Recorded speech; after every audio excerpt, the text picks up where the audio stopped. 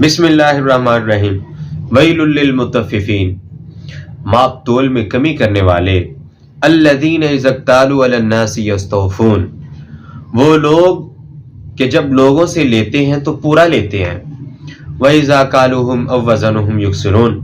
اور جب یہ لوگوں کو دیتے ہیں یعنی بیچتے ہیں تو اس میں ڈنڈی مارتے ہیں، اس میں کمی کر لیتے ہیں۔ سامعین کرام، ہم میں سے کوئی نہ کوئی کسی نہ کسی لحاظ سے تاجر ہے، لین دین کرتا ہے، کوئی چھوٹا ہے کوئی بڑا ہے، کوئی ریڑھی پہ سودا بیچتا ہے، کوئی بڑے بڑے گودام رکھتا ہے، کسی کے بڑے بڑے کاروبار ہیں۔ محترم بھائیوں، ہم کہیں نہ کہیں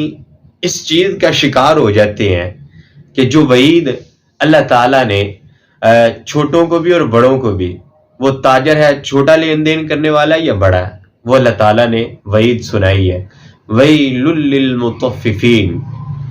ماپ تول میں کمی کرنے والوں کے لیے ہلاکت ہے۔ اچھا، کون سی ہلاکت؟ کیسے لوگ؟ الذین اذا اکتالوا علی الناس یستوفون، کہ جب یہ لوگوں سے خریدتے ہیں، جب لوگوں سے لیتے ہیں تو پورا لیتے ہیں، لیکن جب لوگوں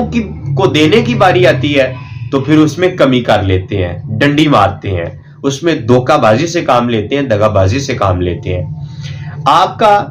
کئی بار اتفاق ہوا ہوگا کہ جب آپ پھل لینے گئے ہیں، آپ نے ریٹ کیا ہے پھل کا، جب اس نے دیا یا تو وہ کم ہے یا وہ کوالٹی میں گرا ہوا ہے، یا اس کی کوالٹی، اس کا معیار وہ نہیں تھا جس کا آپ نے ریٹ کیا ہے، یا وہ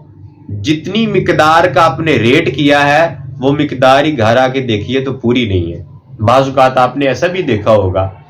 آپ نے اچھا پھل کر کے لیا ہے، پورا آپ نے اس کا جو ہے نا معاوضہ اس کا پورا دیا ہے، اس کی قیمت پوری ادا کی ہے، لیکن جب آپ نے گھر آ کے کھولا ہے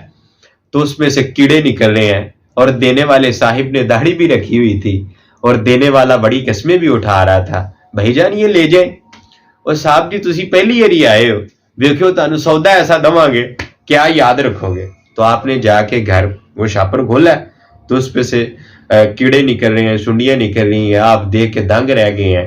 اور ایسے بھی اتفاق ہوتا ہے کہ بیچارے دہاڑی لگا کے جانے والے، محنت اور مزدوری کرنے والے، جب شام کو بچوں کے لیے پھل لے کے جاتے ہیں تو ان کے ساتھ دھوکہ ہو جاتا ہے،